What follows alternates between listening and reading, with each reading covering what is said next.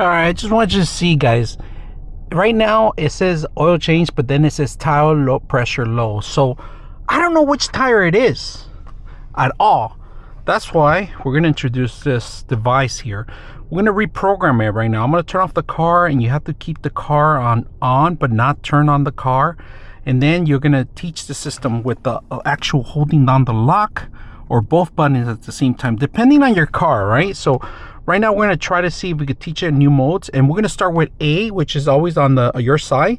A, B, and C, and D, and the instructions are right here, very thorough. A, B, C, and D, pretty much all around. That's what we're going to do. So we're going to set this up and see if we could get this working. Now you are going to need a double 9-volt battery. Actually, that's what you're going to need. All right, and to turn it on, it's very simple. Just hit the on button, off button.